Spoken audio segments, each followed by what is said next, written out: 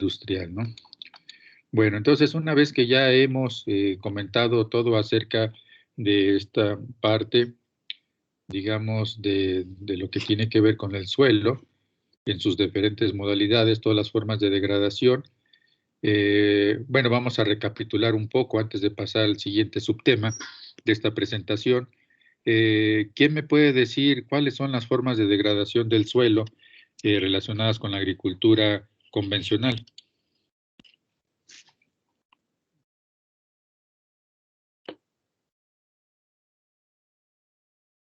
A ver, alguien que quiera iniciar la ronda de participaciones.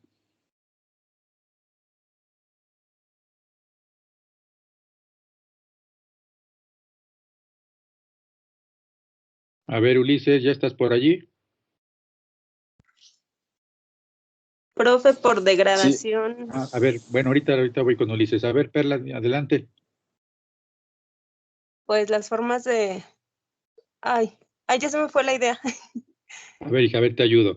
Estamos con, bueno, hemos visto las formas de degradación del suelo que tienen que ver con la agricultura convencional o agricultura moderna. A ver, recuerda de qué manera se puede maltratar al suelo con un mal manejo en la agricultura.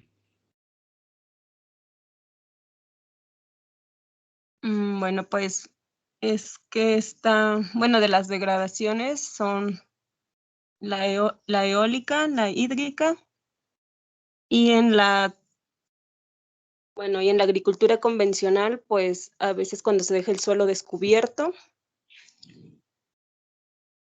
A ver, Perlita, tú me estás mencionando formas de erosión, pero la erosión nada más es una forma de degradación. ¿Cuál sería otra forma de degradación?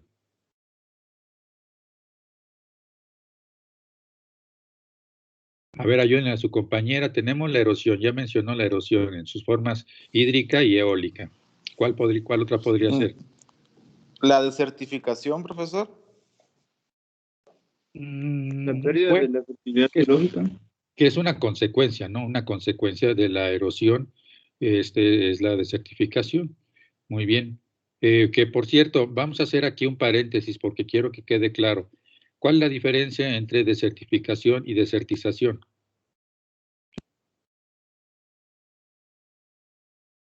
Bueno, primero que nada, vamos más a la raíz del asunto. ¿Quién me puede decir qué es desertificación? Es cuando el suelo pierde su capacidad ¿cómo se dice? Capacidad productiva. Ajá. Bueno, y en otras palabras es el avance del desierto, ¿verdad? El avance del desierto, sí. Muy bien. Entonces, ¿cuál será la diferencia con desertización?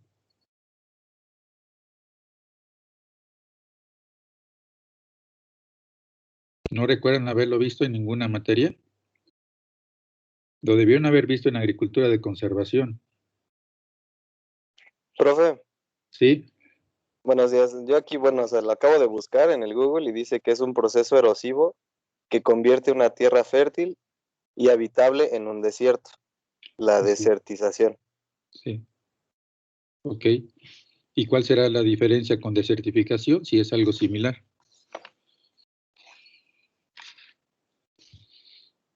Bueno, a ver, anótenlo por allí, por favor, para que no lo olviden.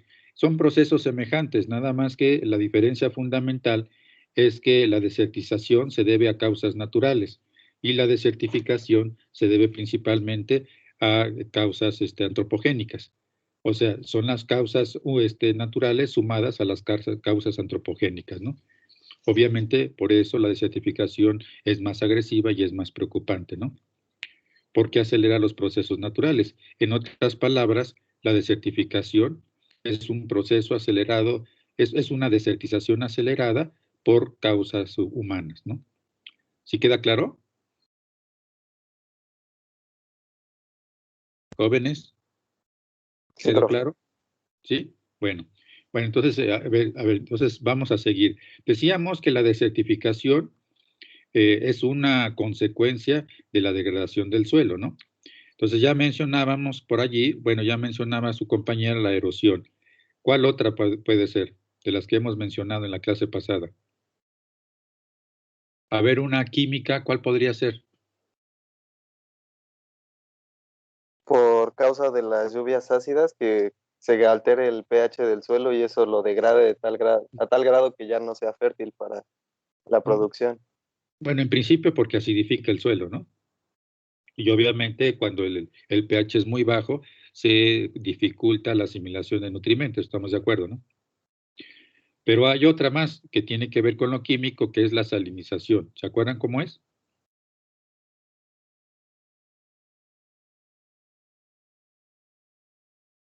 ¿Se acuerdan de lo que... Por el Sí, uso de agua con altos contenidos de sodio. exactamente, cuando se usan aguas duras para regar, ¿no? Muy bien, perfecto, o cuando haya alguna intrusión salina, ¿no?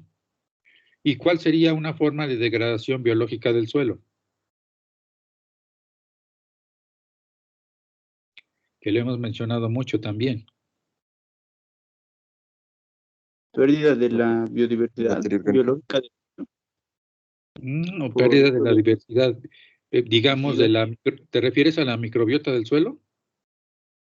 Ajá, yo más a esa parte de microorganismos, microbiota del suelo. Ajá, muy bien. Y bueno, muy bien, pero ¿cómo perdemos esa microbiota del suelo? Por el uso excesivo de plaguicidas o herbicidas, ¿no? En este caso. Ok, muy bien, pero antes de eso, o sea, ¿sí? También perdón, también Sí, cuando usualmente quieren eliminar malezas o arbences, la gente suele quemar el suelo y también se pierde mucha microbiota, ¿no? Bueno, entonces, miren, ¿cuál quedamos que es la casa de los microorganismos en el suelo? La materia orgánica. La materia orgánica. Exactamente. Entonces, una forma de degradación biológica es pérdida de materia orgánica, ¿sí? ¿Cómo perdemos materia orgánica? Bueno, pues cuando dejamos de suministrar enmiendas, cuando por la misma labranza, si no estamos recuperando la materia orgánica a través de abonos verdes o a través de compostas, etcétera, el suelo se va quedando sin materia orgánica, ¿no? Pero también con la misma labranza, por ejemplo, cuando usamos discos, cuando volteamos el suelo, pues estamos exponiendo la materia orgánica que está en el subsuelo. O sea, cuando digo subsuelo me refiero a la parte, al horizonte subsuperficial, debajo del horizonte A. Entonces esa materia orgánica, al quedar expuesta al sol, pues se degrada mucho más rápidamente y muchos de los nutrimentos se volatilizan, ¿no? Es decir, estamos oxidando rápidamente la materia orgánica y con ello se pierde, ¿no? Esa es una forma de degradación biológica, obviamente debida a la agricultura convencional, ¿no? Consideren ustedes que esto no pasa en la agricultura de conservación, ¿no? Porque en la agricultura de conservación no se usan implementos que voltean el suelo. Entonces es una manera también, digamos, de las más sencillas para, sin cambiar demasiado el paradigma de la agricultura, evitar que se pierda materia orgánica, ¿no? Bueno, entonces esas son las tres formas de degradación del suelo, ¿correcto? Bien, vamos a continuar donde nos quedamos.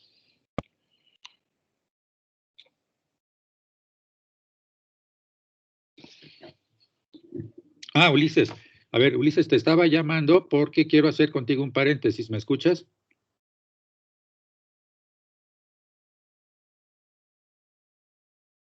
Sí, sí, lo escucho. Sí, o sea, quiero que nos platiques, por favor, precisamente porque lo que tú hiciste en Campeche tiene que ver con agroforestería.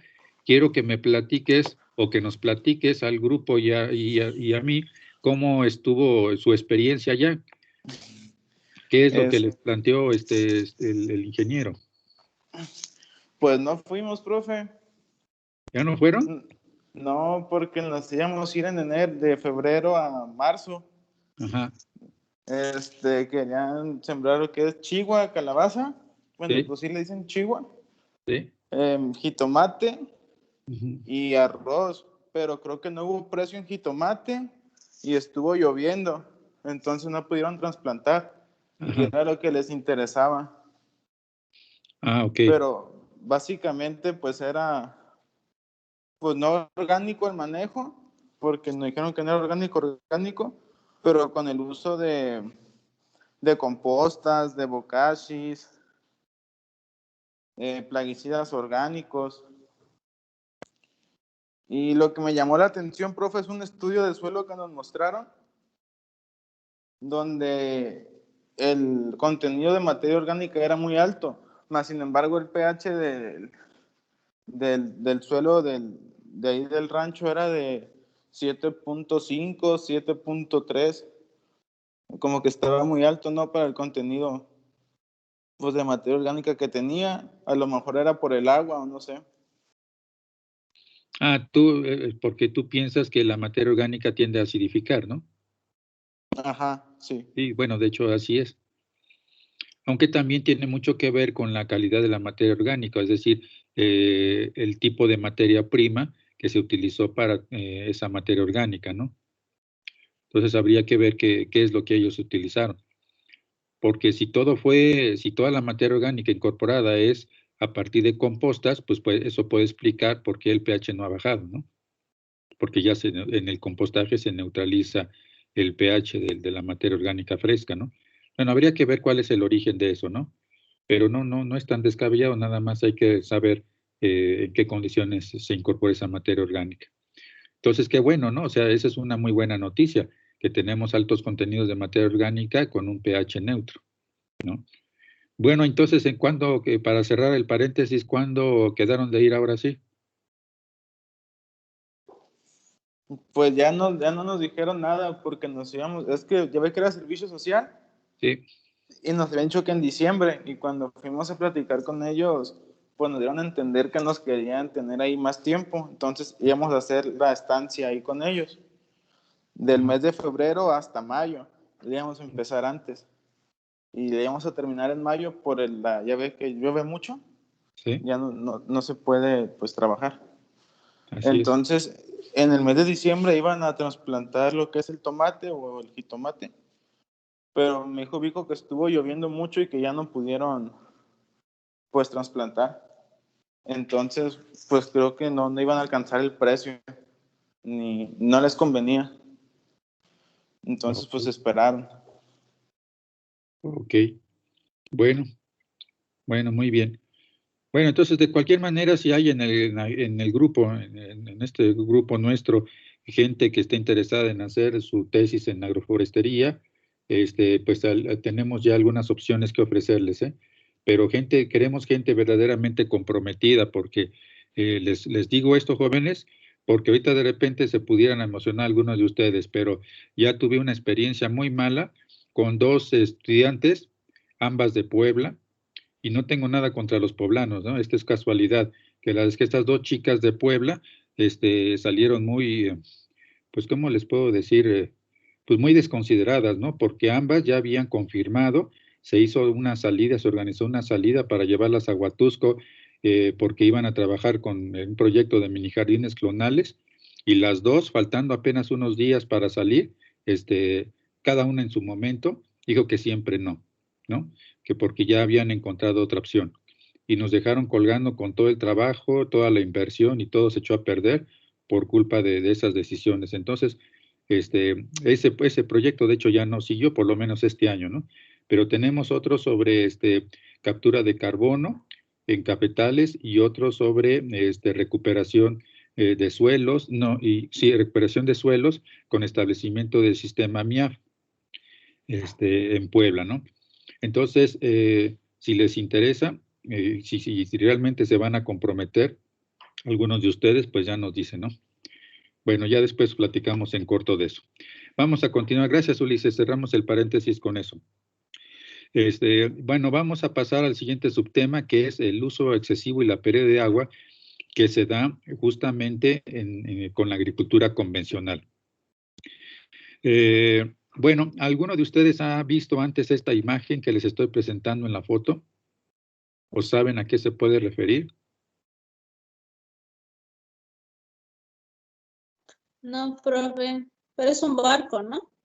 Así es. Antes era un mar, profe. Así es, sí. Sí, muy bien, ya se acercaron bastante. Efectivamente, si se dan cuenta, es un barco grande, de gran calado, pero lo que llama la atención es que no se ve el agua por ningún lado, ¿no? Entonces, ¿qué significa eso, jóvenes? Que este barco quedó encallado cuando bajó el nivel del agua, ¿no? Bueno, entonces les platico cómo está el agua. ¿Perdón? Ah, bueno. Entonces seguimos. Les decía que este barco efectivamente estaba navegando, ¿no? Donde se quedó allí encallado. Les cuento un poco la historia, que tiene que ver obviamente con uno de los grandes errores a nivel internacional que se dan con el uso excesivo del agua, ¿no? Bueno, les cuento la historia. Aquí estamos hablando de los años 60, cuando esto ocurrió. En ese entonces, la que todavía era Unión Soviética, que ahora es Rusia, bueno, no exactamente lo mismo que era la Unión Soviética, porque como saben, Rusia era nada más una de las tantas repúblicas soviéticas socialistas, ¿no? Cuando después del 89, todas esas repúblicas se separan de Rusia y se queda Rusia sola, ¿no? Bueno, entonces la Unión Soviética de aquel entonces quería competir con Estados Unidos en la producción de algodón. Estados Unidos tenía el primer lugar en la producción de algodón, ¿no? Entonces dijeron, a ver, bueno, pues en nuestro territorio tan grande que tenemos, debe haber algún lugar donde existan las condiciones idóneas, porque como saben ustedes, el algodón, pues es un cultivo muy demandante, ¿no?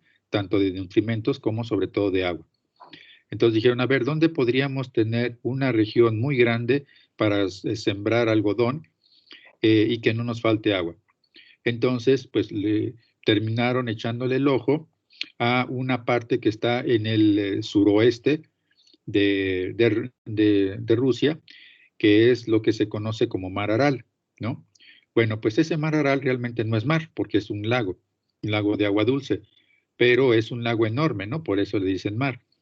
Entonces, pensaron que lo que habría que hacer simplemente es sembrar algodón en los terrenos aledaños a los ríos que surten de agua a ese mar. Y entonces se les ocurrió la brillante idea, entre comillas, de desviar el curso de los ríos que alimentan ese lago hacia los campos aledaños, ya que obviamente son de excelentes suelos porque son suelos aluviales, hechos con sedimentos de los que van arrastrando los ríos, y que ahí va a prosperar el algodón, ¿no? Bueno, en una de las partes tuvieron razón, ¿no? O sea, sí prosperó el algodón y sí pudieron incluso superar en la producción mundial de algodón a Estados Unidos, ¿no?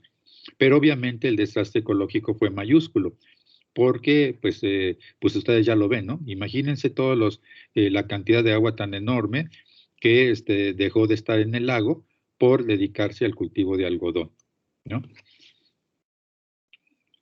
Bueno, aquí lo ven más, digamos, en el mapa con más claridad en dónde se encuentra, ¿no?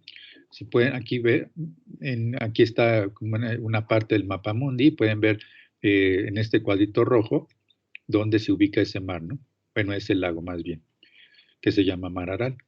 Entonces, como ven, pues aquí están las exrepúblicas soviéticas que están bordeando a lo que es el Mar Aral. Obviamente ya no es un mar que pertenezca a Rusia, ¿no? Pero en ese entonces pertenecía a la Unión Soviética. Entonces, como dice aquí, el agua dulce utilizable es limitada, ¿no? Todos lo sabemos. Y pues como saben, lamentablemente por el mal manejo, ya casi todas las aguas superficiales o ya se han utilizado o ya están contaminadas, ¿no?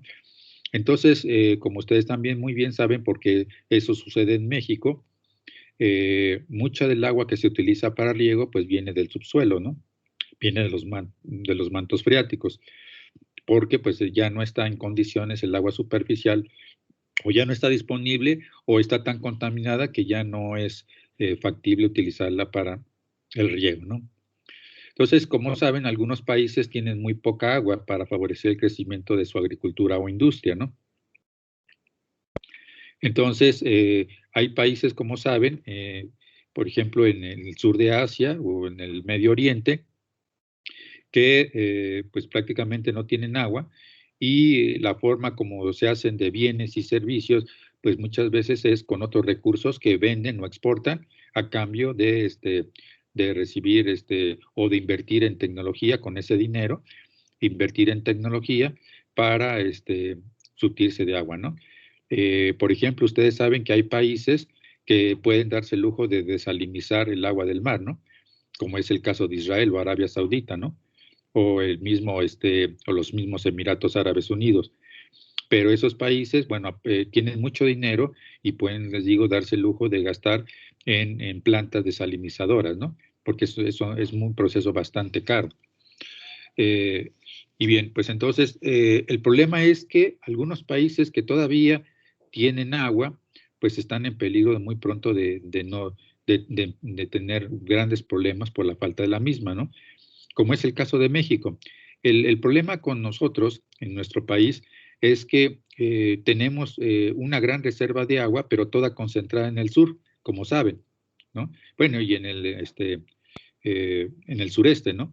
Pero en el caso del sureste, pues ya saben que todo está en aguas subterráneas, no está en un acuífero muy grande.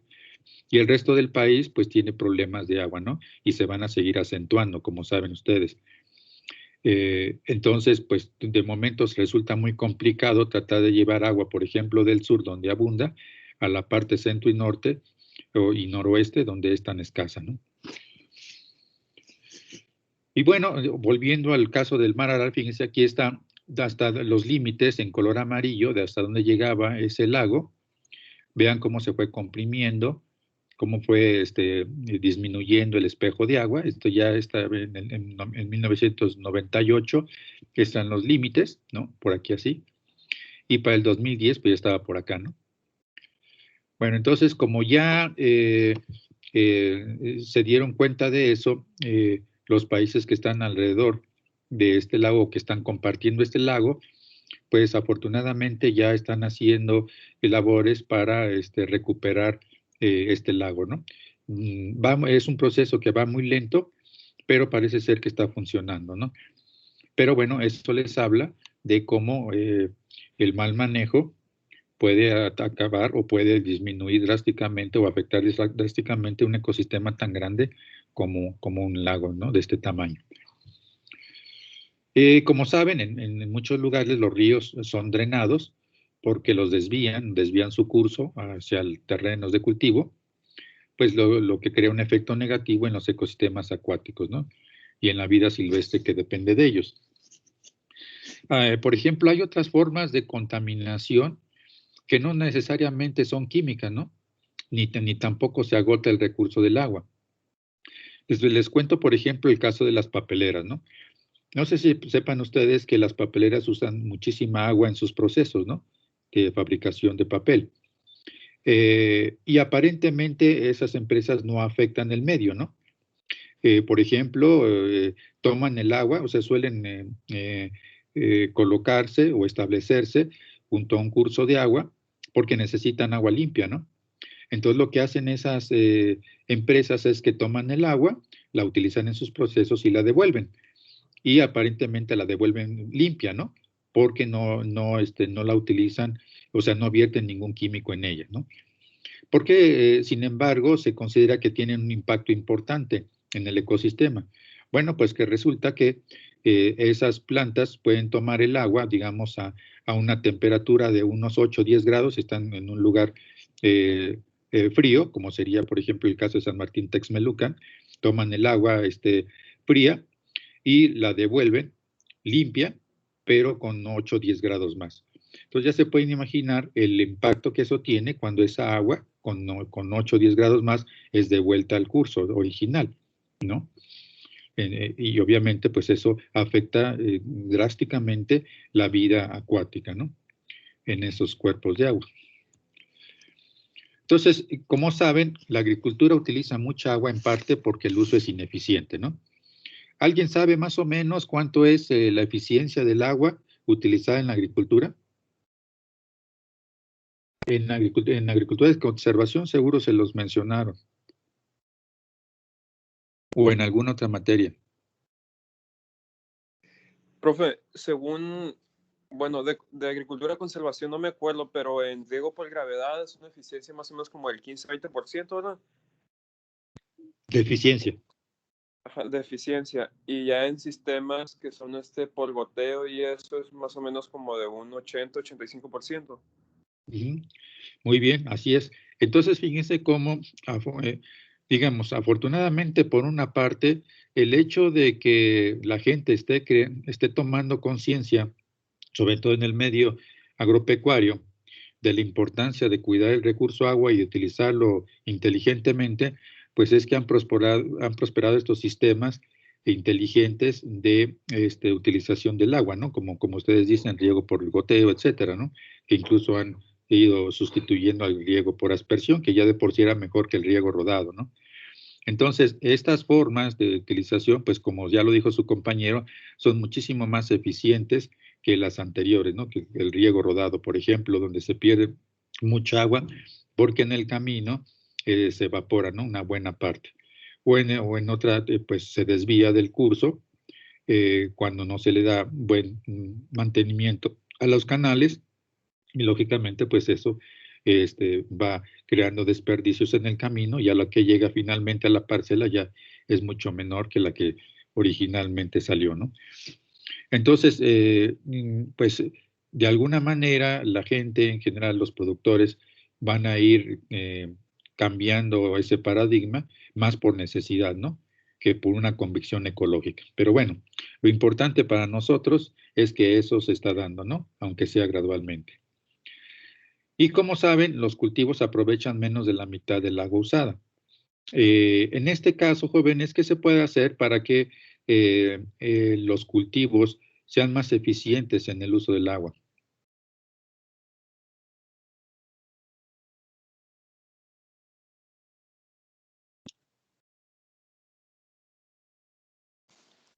Profe, sería conocer más tal vez la fisiología de los cultivos para saber cuánto transpiran o hacer más estudios en cuánto transpiran o evotranspiran para saber cuánta agua necesita o cuánta agua utilizar.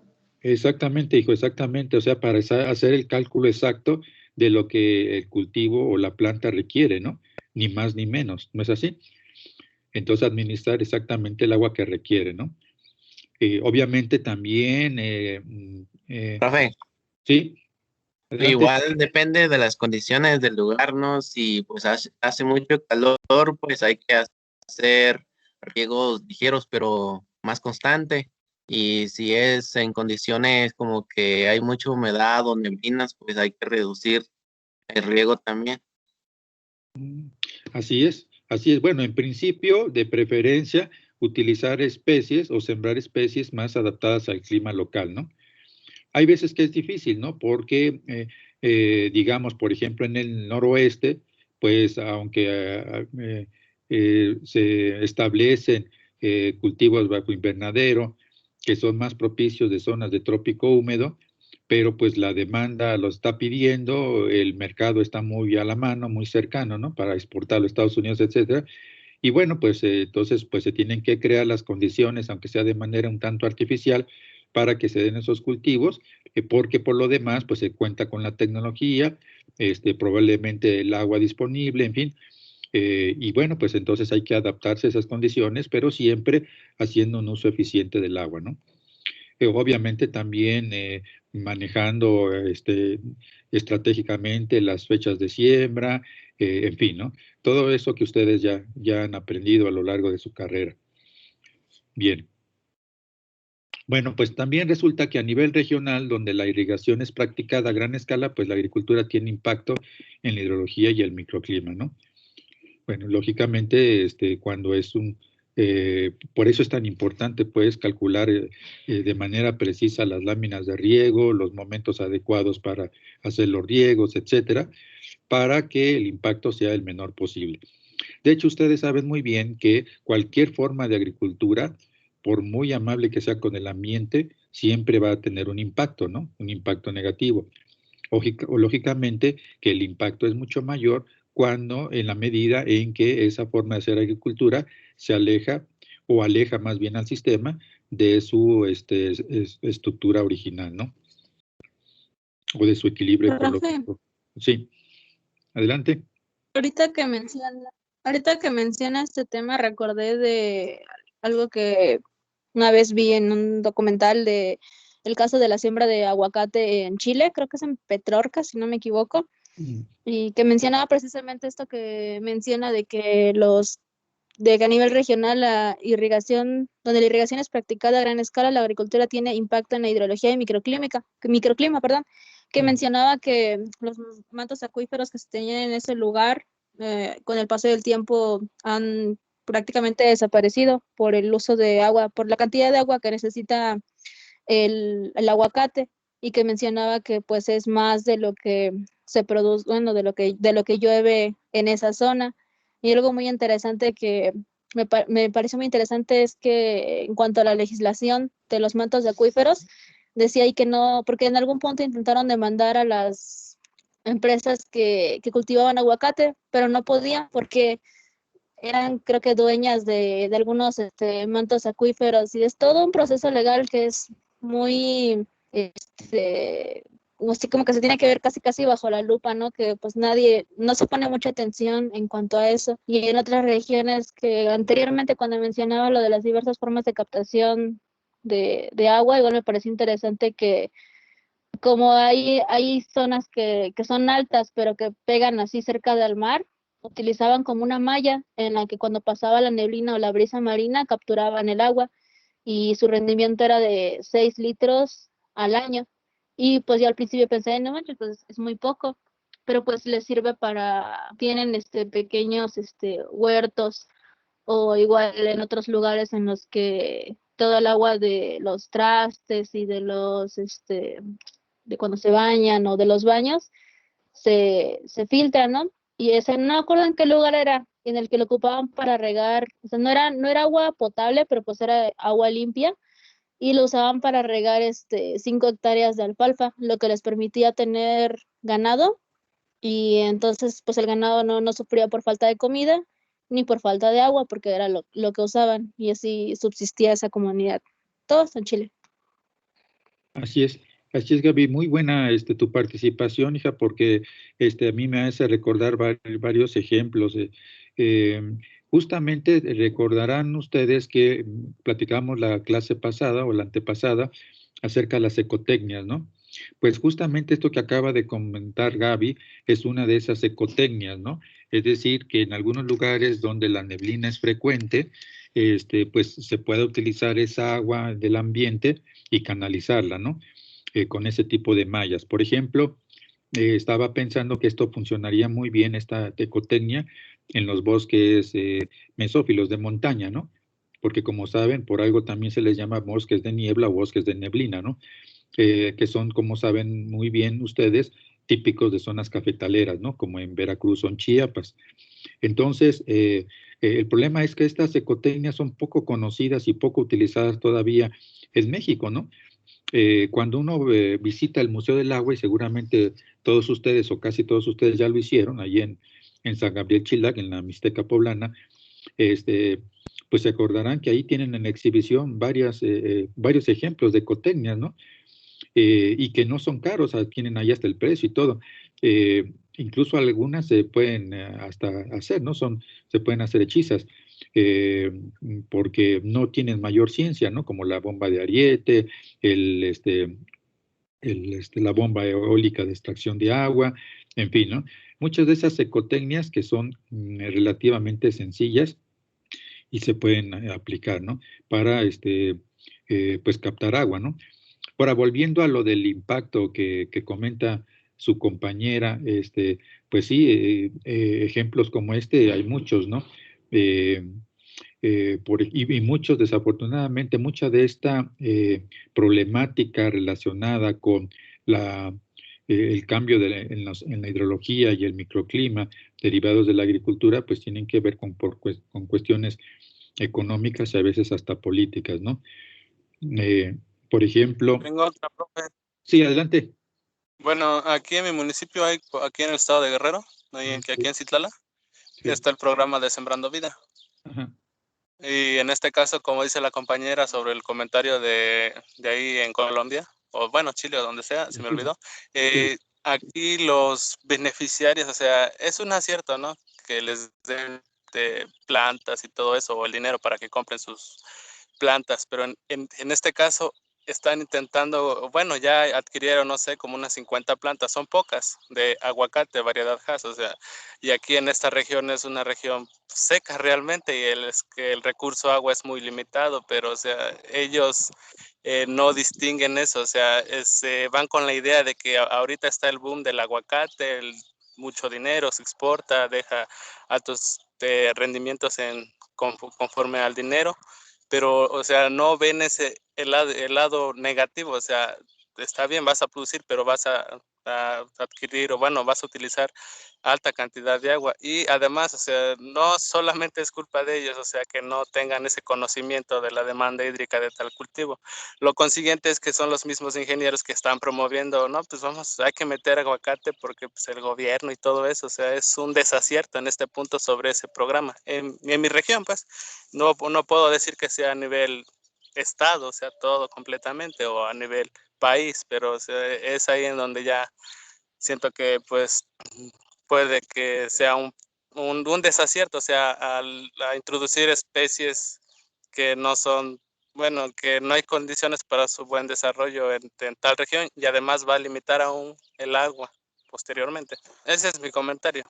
Muchas gracias Luis. Así es, fíjese que, bueno, ya que vuelve a mencionar a su compañero lo del aguacate, estaba leyendo hace poco, hace 2 o 3 días, una nota acerca de cómo por un lado el famoso Super Bowl hace que aumente muchísimo la venta del aguacate de México hacia Estados Unidos, ¿no?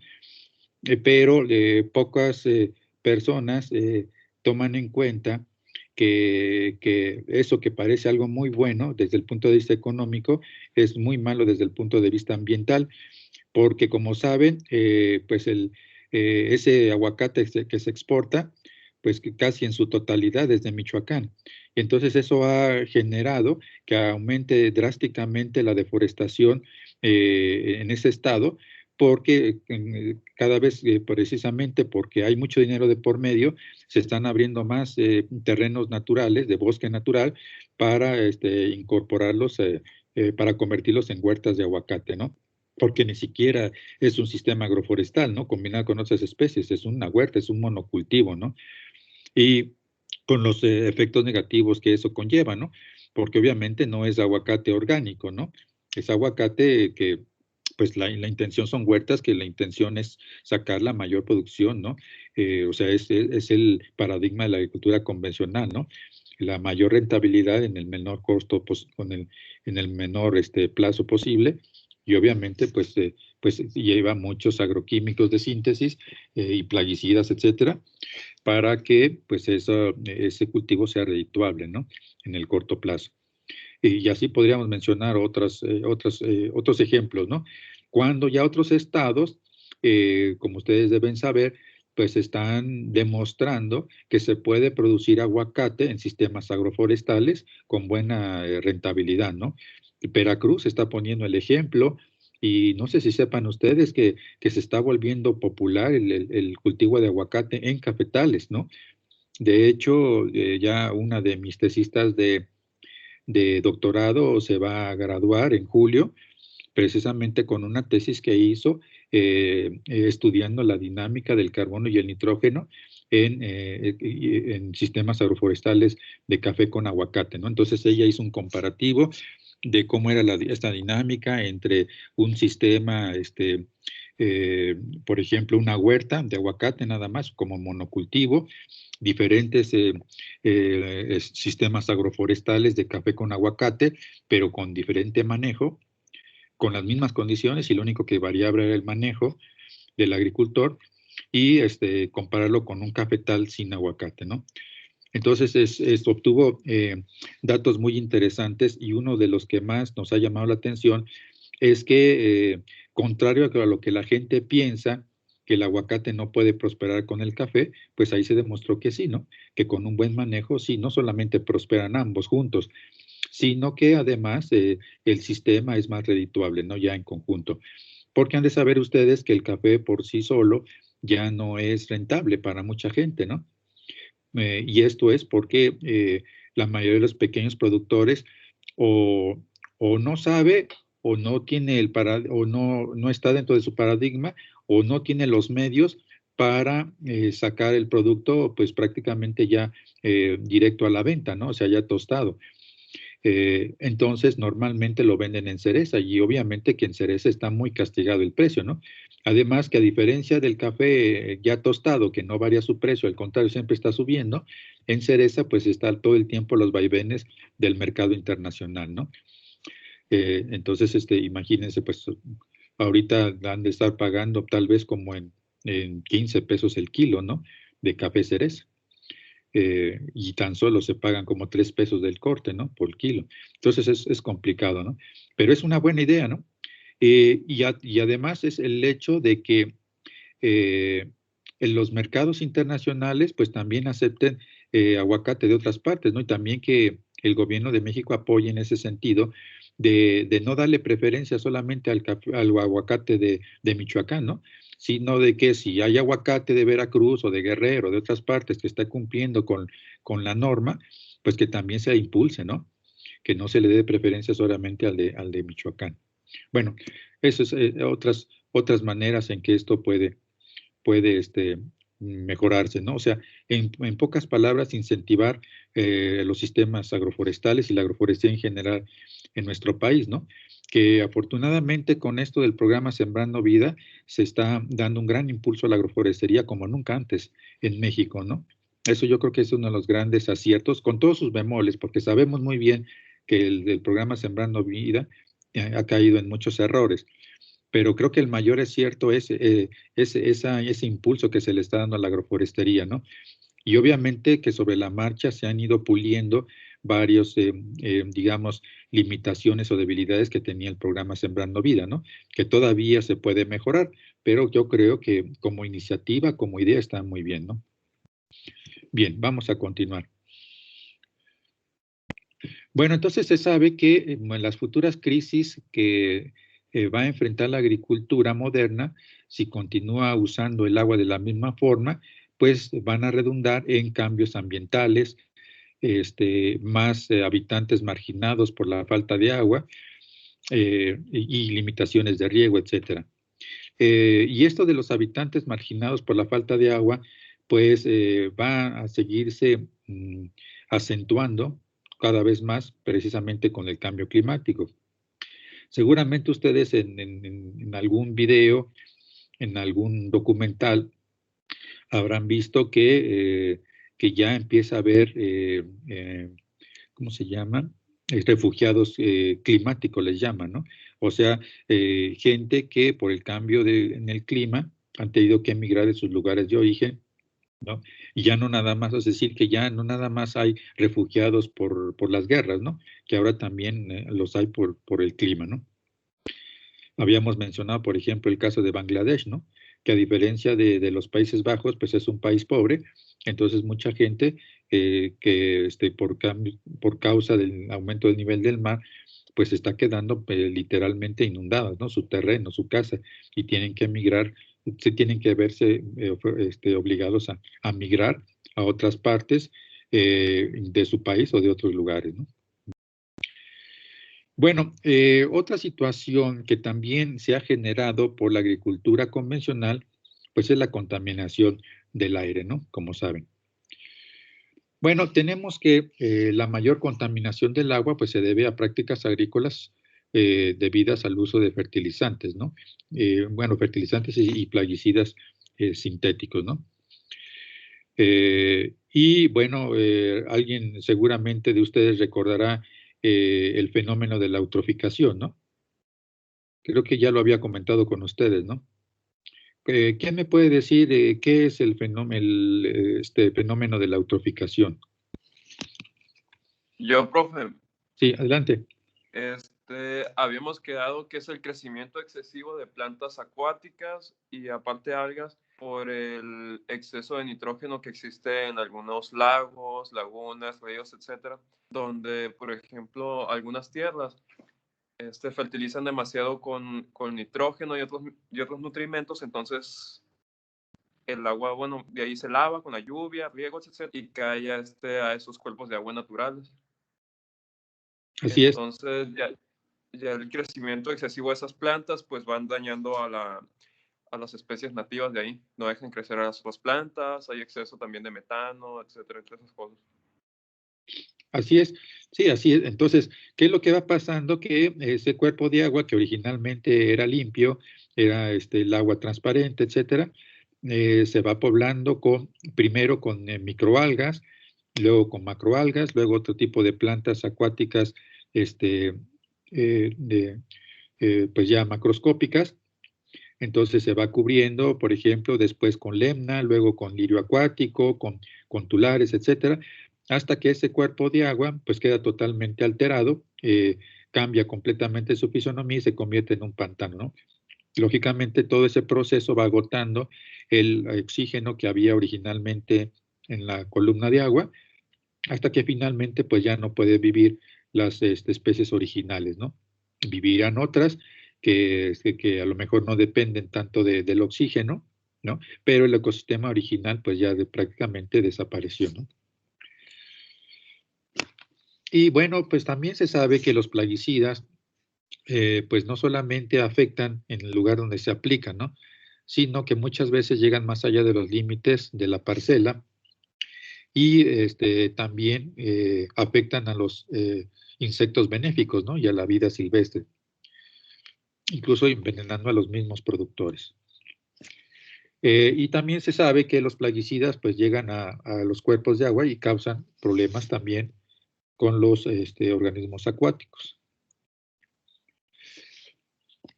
Bueno, ya que estamos con el tema de los plaguicidas y fertilizantes, pues tenemos que afectan a toda la cadena trófica, ¿no?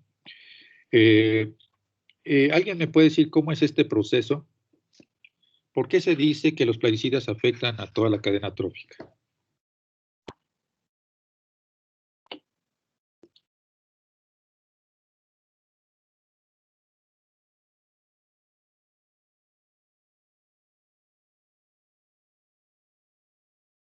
Porque afecta. Sí, perdón. Sí, Gaby.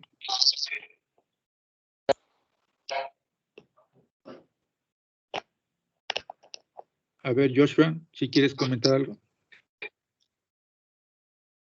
Sí, profe, solo que le estaba dejando la palabra a mi compañera.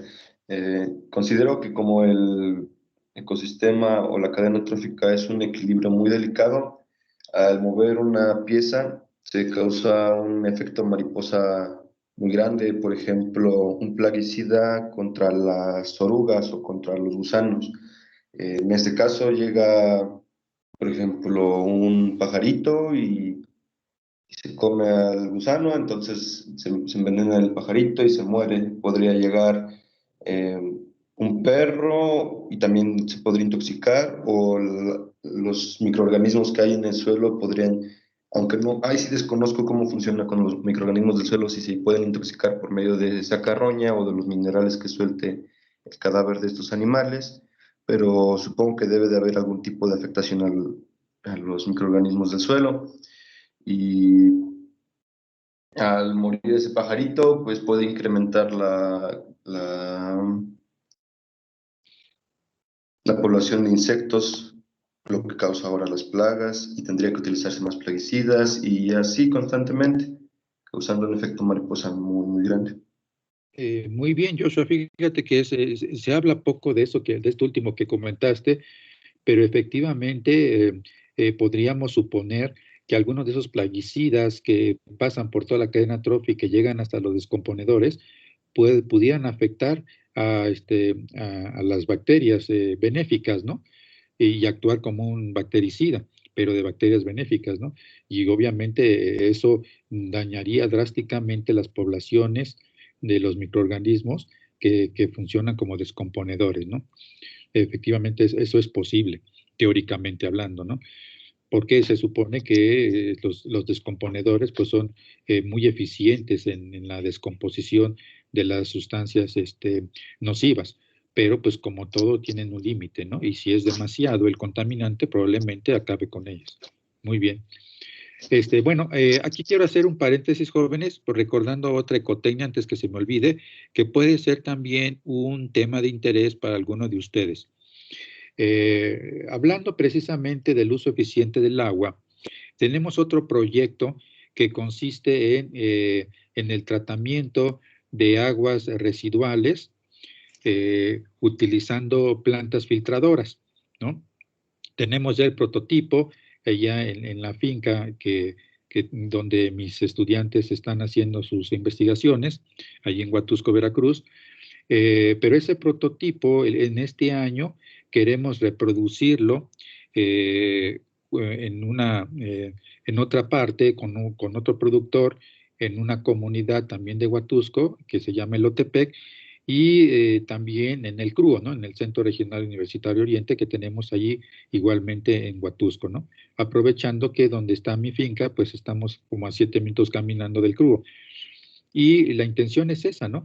Medir la eficiencia de 2 especies de plantas filtradoras y después un tercer tratamiento con la combinación de ambas, ¿no? Y ver cuál de los tres, si los alcatraces solos, o el platanillo solo, o el platanillo más los alcatraces, qué tan eficientes son como tratamientos en la depuración de aguas grises. De momento, ahorita estamos utilizando aguas grises, ¿no? De una casa normal, ¿no? O sea, me refiero a aguas grises, las que salen del lavadero, del lavabo y de la regadera, ¿no?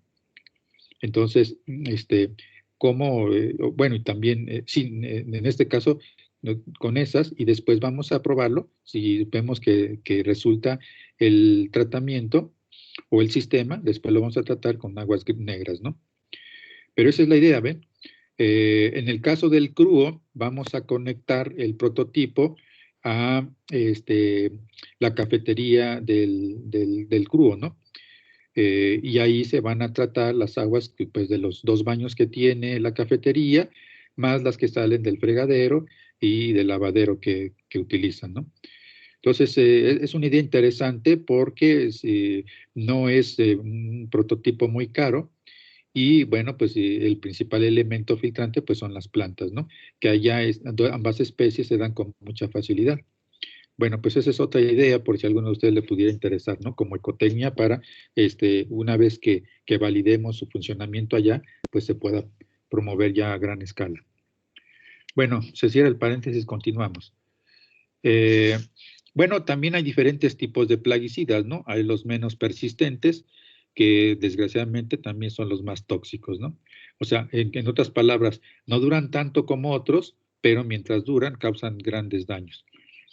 Y otro problema también asociado a los plaguicidas es que, como saben, sobre todo en terrenos o en suelos, perdón, con una permeabilidad muy alta, como sería el caso de los suelos de la península de Yucatán, pues lógicamente pasan de forma más directa a través del perfil, se van al subsuelo y finalmente llegan hasta el manto freático, ¿no?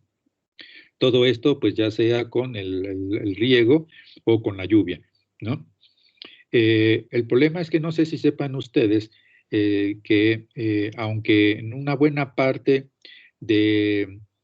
o la mayor parte de los suelos de la península de Yucatán son delgados y además, pues muchos muy pedregosos, hay unas partes muy localizadas donde los suelos son buenos, son relativamente profundos, ¿no? Que son los que se usan más para la agricultura, ¿no? Como en Felipe Carrillo Puerto, por ejemplo, o incluso en José María Morelos, el otro municipio que también es agrícola, en Quintana Roo, por ejemplo. El problema es que, pues como se practica la agricultura convencional, aunque sean en suelos relativamente profundos, pues llega un momento en que pues no son tanto como para frenar todos los plaguicidas que se aplican, ¿no? Y entonces en un momento dado, pues esos plaguicidas sí alcanzan el manto freático, ¿no? Por eso, pues uno no se explica cómo es posible que el gobierno, por ejemplo, en Yucatán o en Quintana Roo, ha permitido que se establezcan los menonitas cuando ustedes saben muy bien que son grandes contaminantes, ¿no? Porque llevan todo el paquete de la Revolución Verde tal cual, pues tienen el modelo gringo, ¿no? Y lo establecen en un lugar que no es propicio para la agricultura convencional, ¿no? Que, como les digo, los suelos profundos en la península son muy escasos y muy localizados.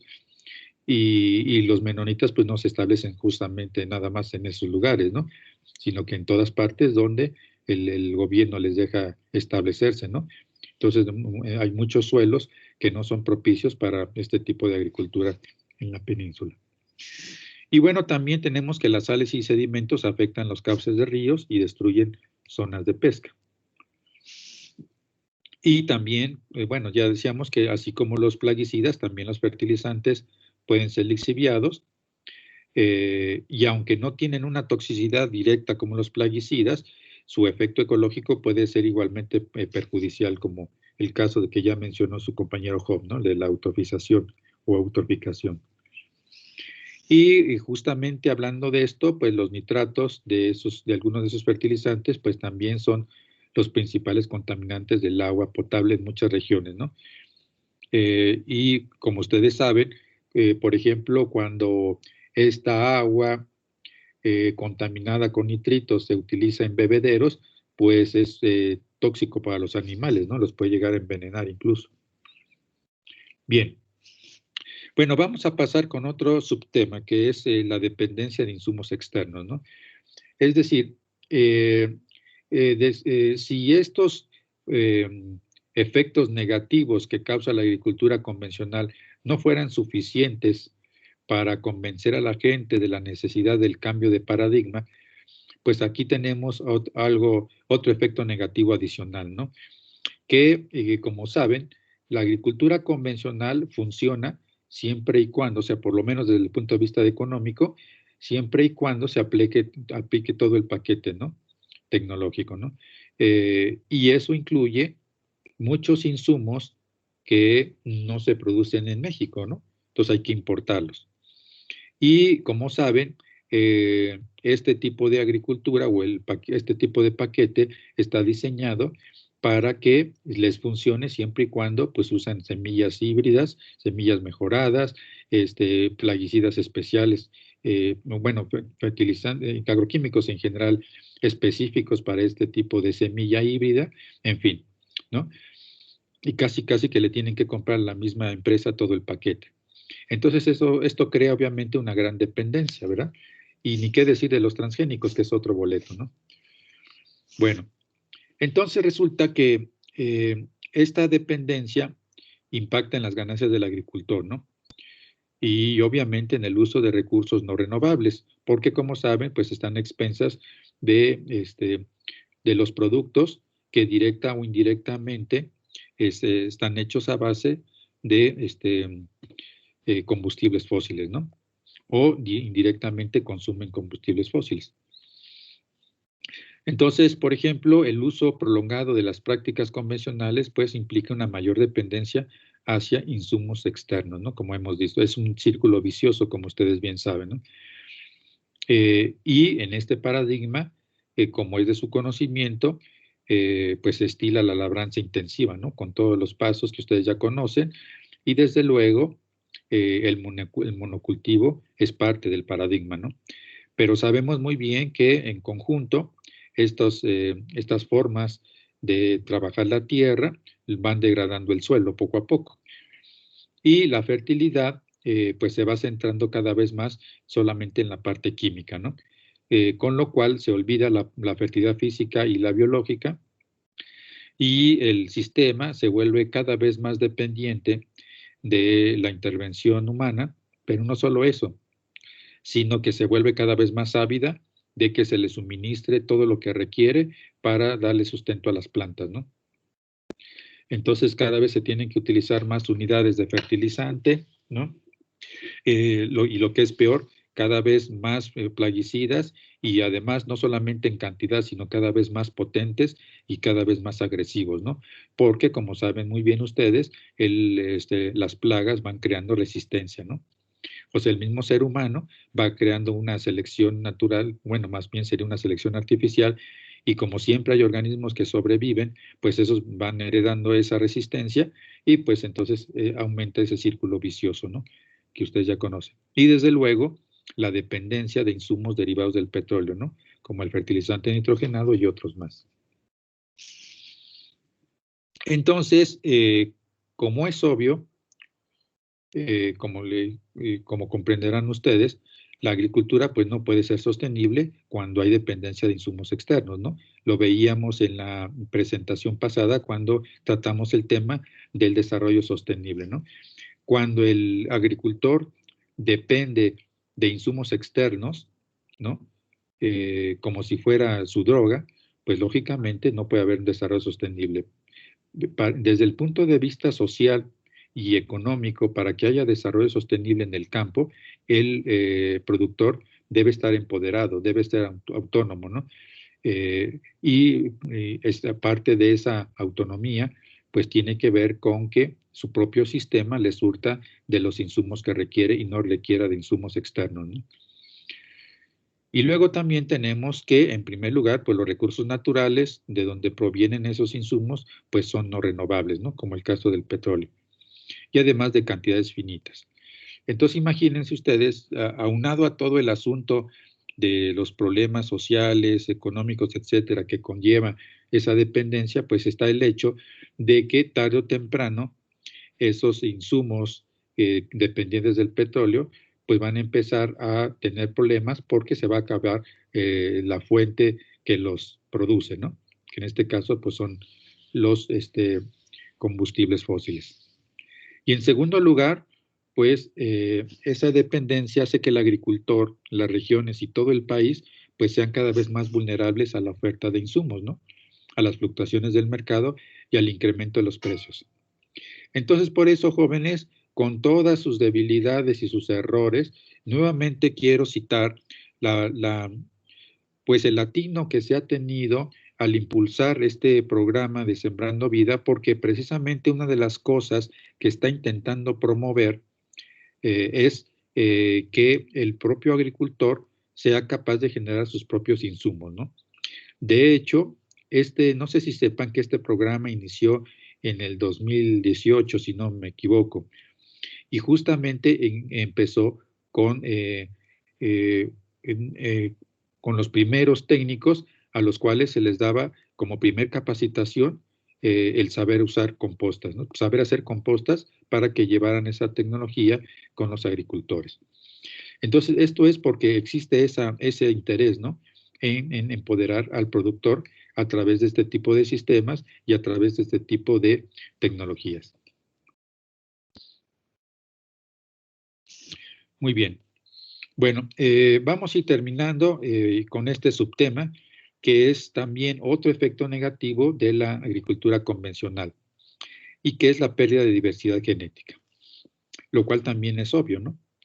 El problema es que es obvio hasta para los mismos productores, pero desafortunadamente, como ellos no ven cómo va desapareciendo una especie, o cómo se va extinguiendo, o cómo está siendo amenazada, o por qué razón es importante no tener un monocultivo, sino tener un sistema diversificado. Todas estas cuestiones pues son muy abstractas para ellos, ¿no? Entonces, pues si no lo ven, pues no pueden apropiárselo, ¿no? Recuerden ustedes que incluso cuando nosotros hacemos extensionismo o cuando queremos hacer transferencia de tecnología, pues la mejor manera de hacerlo es precisamente con un modelo demostrativo, ¿no? ¿Por qué? Porque el productor, lo sabemos muy bien, por lo menos en México, si no ven el resultado físicamente, pues no se lo van a apropiar, ¿no? Entonces, por eso se recurre muchas veces a esta estrategia, ¿no? De solicitar con un productor cooperante que al extensionista se le permita, pues, trabajar en una pequeña porción de la parcela para que el productor vea que efectivamente lo que se le propone es algo bueno y que es algo mejor que lo que tiene, ¿no? Sin sacrificar o sin arriesgar su parcela.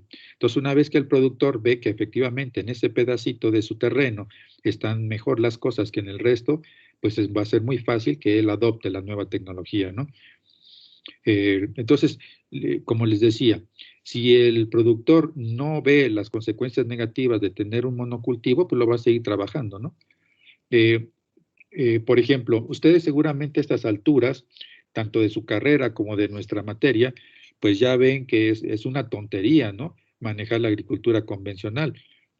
Pero cuando ustedes van al noroeste de México o al sur de California e intentan convencer a un productor del que está haciendo mal las cosas, pues los va a tirar de locos, ¿no? Se va a reír de ustedes, porque no es capaz de entender toda la trascendencia que tiene como efectos negativos el seguir con el modelo convencional, ¿no?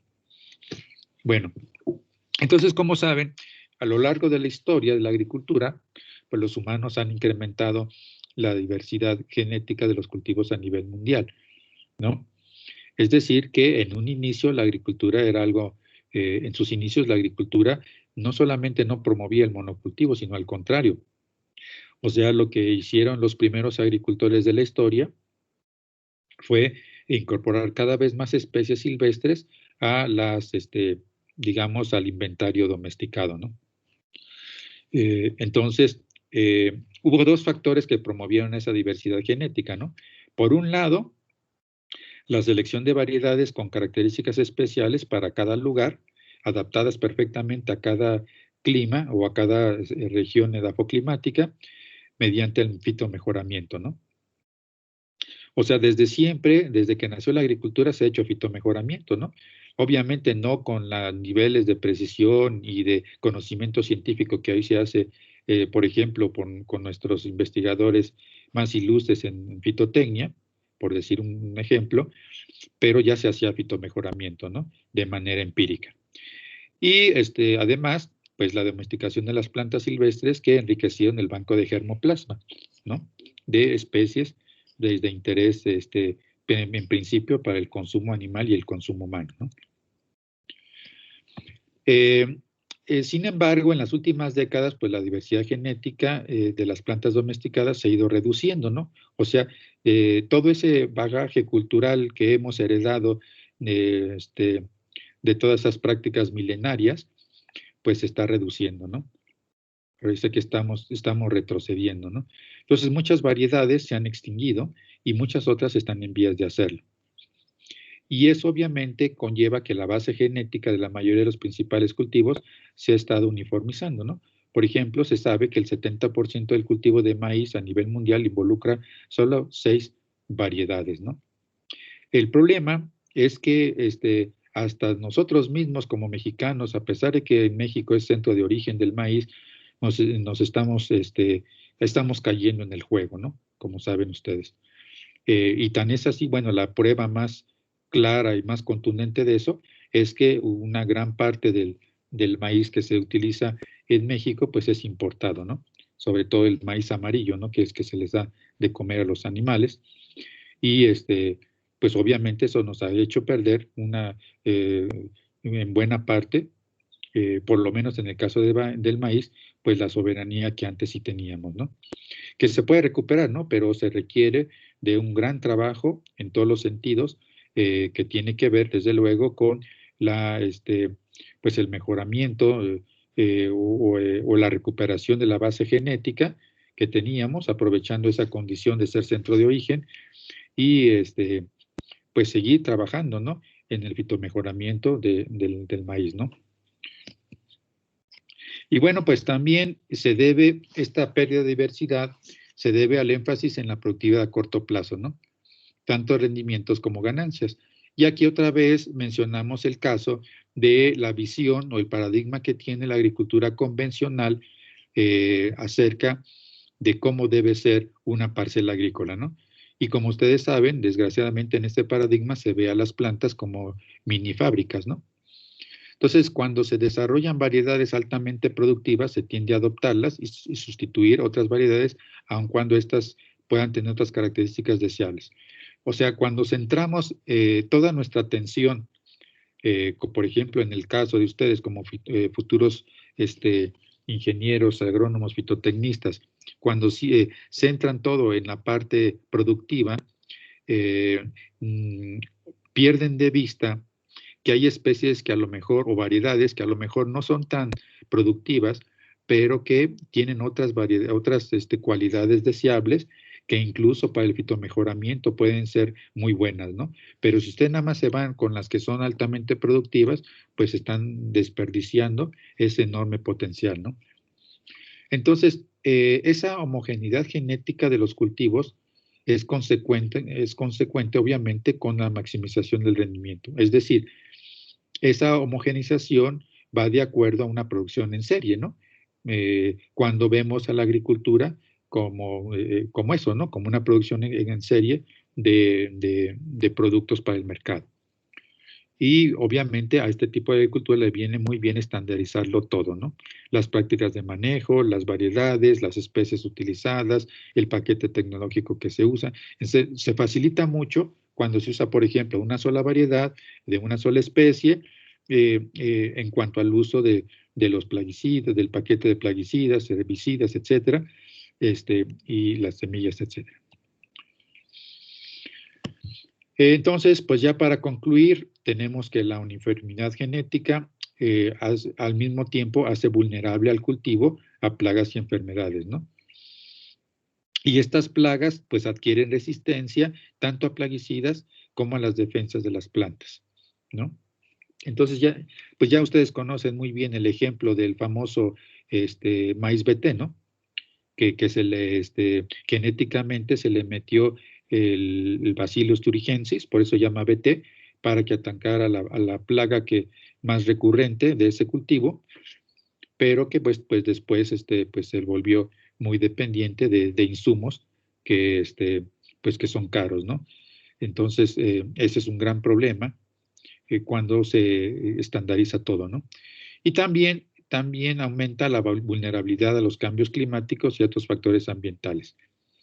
Ya explicamos lo que tiene que ver con la adaptación y vulnerabilidad, ¿no? Entonces, imagínense ustedes que es otro problema, ¿no? De la agricultura convencional, que los cultivos diseñados para este tipo de agricultura, pues son todavía más vulnerables, ¿no?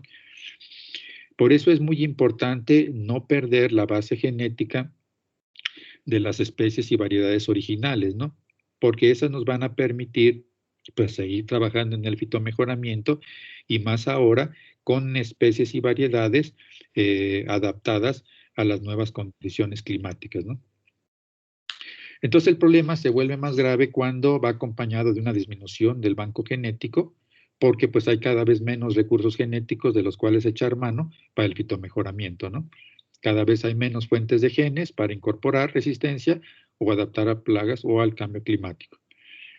Pues un ejemplo muy emblemático de esto que les digo es una situación que se dio en 1968, cuando pues todo iba muy bien con el cultivo de sorgo en gran parte de los Estados Unidos, pero de repente les cayó una plaga que causaba daños por 100,000 millones de dólares en ese entonces, ¿no? Pues ya se imaginarán, y aún así la gente no entiende, ¿no? Como saben, en Estados Unidos, pues es el mayor exponente de la agricultura convencional, ¿no? Aunque la Revolución Verde nació en México, pues el mayor exponente por mucho, pues son los Estados Unidos. Bueno, entonces aquí terminamos este subtema. Me recuerdan, por favor, en el próximo jueves de continuar con este subtema que es de la pérdida del control sobre la producción agrícola por parte de las comunidades locales, ¿no? Que también es una situación muy interesante en esa pérdida de empoderamiento de los productores, ¿no? Que hay que recuperar. Bueno, jóvenes, pues no sé si hasta aquí hay algún comentario final, alguna pregunta. Y si no, pues entonces nos vemos el próximo jueves. Déjenme nada más antes que se vayan, a ver cuántos tuvimos en la sala. Tuvimos 34, ¿no? Bueno, todavía no se junta todo el grupo, ¿eh? Yo no sé qué está pasando con algunos compañeros, no sé si es porque no se pueden conectar o no, al final no se lograron inscribir o qué pasó. ¿Tú sabes algo al respecto, Fer?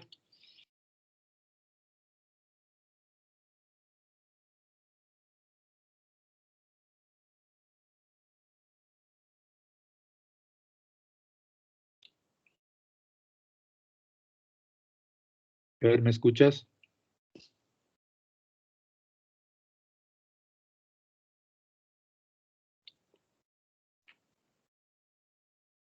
Bueno, creo que no me oye. Nati, ¿andas por allí? Sí, profe. Oye, ¿tú sabes qué pasó con casualidad, qué pasó con estos últimos chicos que se iban a inscribir? Ya no supe si al final se inscribieron o no. Ay, no sé si tenga los nombres a la mano. Bueno, no, entonces voy a tomar la lista de los mismos nombres que me pasó Fer y vemos si al final se lograron incluir. Profe, es que no sé si estaba hablando, pero es que en lo personal se me corta mucho el audio. No lo Sí, digo bien. no te oíamos, Fer, no te oíamos. A ver, Fer, ¿qué nos puedes decir? ¿Sabes algo al respecto? Es que sí se le corta el audio. Fer, ¿nos escuchas? Es que no está abierto tu micrófono.